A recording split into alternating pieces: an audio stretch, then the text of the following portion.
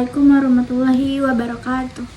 Perkenalkan, nama saya Nur Hasanah dengan NIM 22111274. Ini tugas tentang inovasi pembelajaran bahasa sastra Indonesia. Di sini saya akan membacakan sebuah cerita yang berjudul Putri Salju. Putri Salju.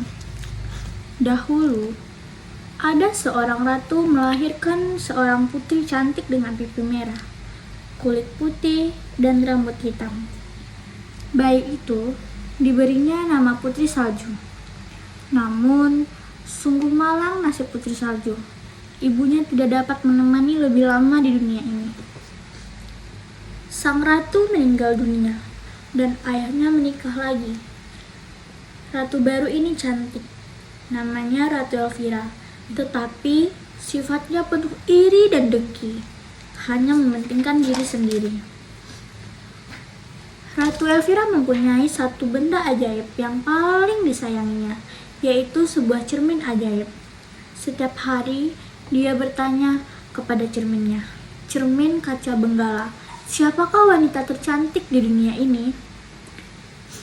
Lalu sang cermin menjawab, "Oh Ratu, engkaulah wanita paling cantik di dunia ini." Tetapi Putri Salju semakin besar dan setiap hari menjadi semakin cantik.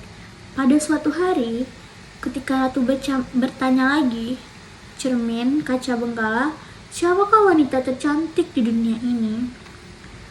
Kali ini cermin menjawab, "Oh Ratu, Putri Saljulah wanita paling cantik di dunia ini." Seketika wajah Ratu cemberut, pucat dan marah. Sejak peristiwa itu, Ratu sangat membenci Putri Salju. Sedangkan semakin hari gadis itu semakin cantik. Dengan rasa marah, Ratu memanggil seorang pemburu. "Pemburu, bawalah Putri Salju ke hutan," perintahnya. "Bunuh dia dan bawa jantungnya kepadaku." Pemburu itu membawa Putri Salju ke hutan, tetapi tidak sampai hati membunuhnya. Lalu pemburu berbisik kepada Putri Salju, "Larilah dan jangan kembali." "Oh, terima kasih Pak Tua, aku tidak akan melupakan budi baikmu ini," ujar Putri Salju. Putri Salju tak tahu jalan dan ia sangat takut. "Oh, kemana aku harus pergi?" tangisnya. Ia terus berjalan seorang diri. Hutan yang lebat membuatnya merasa takut. Akhirnya, ia melihat sebuah pondok di tempat terbuka. Di luar sangat dingin, maka Putri Salju mengintip ke dalam. Ruangannya kecil dan aneh. Ada 7 kursi kecil dan 7 burung kecil. Di sepanjang dinding ada 7 ranjang kecil. Tidak ada orang. Putri masuk lalu berbaring di salah satu ranjang. Karena capek, ia tertidur. Putri Salju segera tidur pulas. Ia tidak tahu bahwa pondok itu milik 7 kurcaci yang bekerja di tambang sepanjang hari. Mereka pulang dan menyalakan 7 lilin. "Astaga, ada orang di sini!" seru salah satu kurcaci. Ia terkejut melihat Putri Salju tidur di ranjang. Karena seruan itu, Putri Salju terbangun dan ke-7 kurcaci datang mengerumuninya. "Cantik sekali gadis ini," kata mereka. Putri Salju bercerita tentang ibunya. Ratu yang jahat setelah bercerita, gadis itu menjadi sedih hingga ia mulai menangis. "Cup, cup, cup," kata si kurcaci yang baik itu. "Tinggallah bersama kami. Di sini engkau aman dari wanita jahat itu." Putri Salju dengan senang hati menerima tawaran itu. Di istana, lagi-lagi Ratu berdiri di cermin ajaibnya.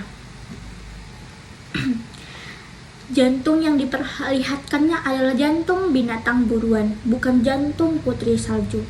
Sambil mengusap tangan dengan penuh rasa puas, Ratu tersenyum dan berkata, "Cermin kaca benggala, siapa wanita tercantik di dunia ini?"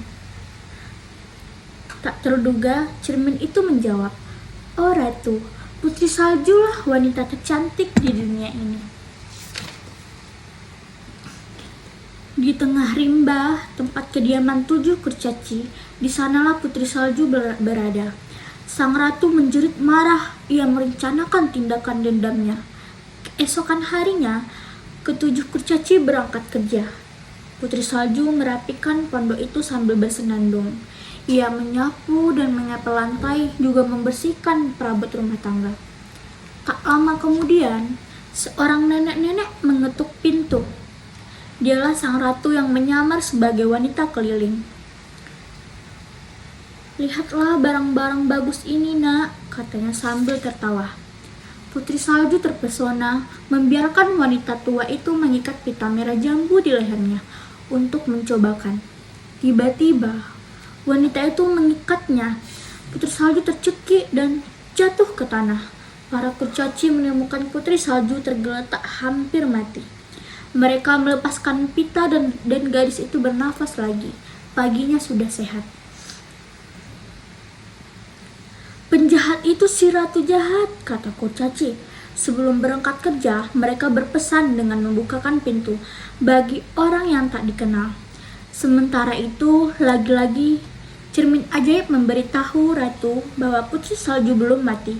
Ratu pun marah dan ia menyamar lagi, kini sebagai nenek-nenek ramah penjual sisir.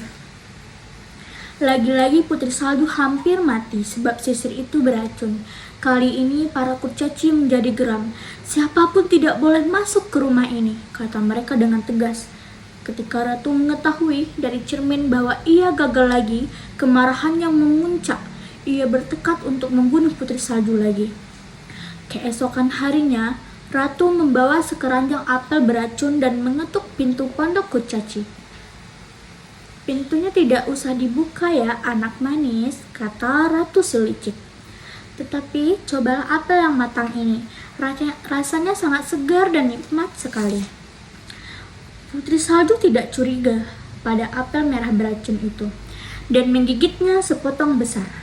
Hanya beberapa saat setelah ia menggigit apel itu, tubuhnya kejang lalu jatuh tersungkur ke lantai. Ketika para kurcaci pulang di sore hari, mereka menemukan Putri Salju tergolek di lantai. Segala usaha untuk menyelamatkannya sia-sia saja. Ia tergeletak diam dan dingin. "Kita telah kehilangan gadis paling cantik di dunia," ratap 7 kurcaci tersebut. Sementara itu, jauh di istana, ratu berdiri penuh keangkuhan di depan cerminnya. "Cermin kaca benggala, siapa wanita tercantik di dunia ini?" Cermin pun menjawab, "Ratu Elvira, wanita tercantik di dunia." Para kurcaci tidak dapat berpisah dengan Putri Salju. Pipinya masih merah, kulitnya seputih salju, dan rambutnya sehitam kayu eboni. Oleh karena itu, para kurcaci membuat sebuah peti mati dari kaca dengan tenang hati-hati membaringkan Putri Salju di dalamnya. Gadis yang terbaring itu tampak seolah-olah sedang tidur saja. Siang, malam, para kurcaci berjaga di samping peti. Pada suatu petang, lewatlah seorang pangeran muda. Begitu melihat Putri Salju, ia jatuh cinta. "Aku mohon pada kalian, izinkan aku membawanya pulang supaya ia dapat berbaring dengan layak di istana." Para kurcaci akhirnya sama setuju. Dalam perjalanan menuruni gunung, pada saat suatu ketika salah seorang pelayan pengusung peti tersandung. Tiba-tiba, mulut Putri Salju keluar secuil apel yang selama ini tersangkut di tenggorokannya. Putri Salju membuka matanya dan memandang pangeran. Sang pangeran tentu saja gembira, bukan kepalang. Dengan mata berbinar, ia berkata, "Aku cinta padamu. Maukah kau menjadi istriku?" kata pangeran. Putri Salju mengangguk bahagia. Para kurcaci merasa girang. Mereka melambai-lambai ketika melihat gadis cantik itu berangkat dengan pangeran. Putri Salju akhirnya menikah dengan pangeran. Mereka hidup berbahagia hingga hari tua. Sementara Ratu Elvira yang jahat akhirnya mati oleh niat jahatnya sendiri. Ketika hendak pergi membunuh Putri Salju, Ratu Elvira terjatuh ke jurang yang dalam bersama kereta kudanya. Terima kasih sudah mendengarkan saya bercerita tentang dongeng Putri Salju. Jika ada kesalahan mohon dimaafkan. Saya sudahi dengan Assalamualaikum warahmatullahi wabarakatuh.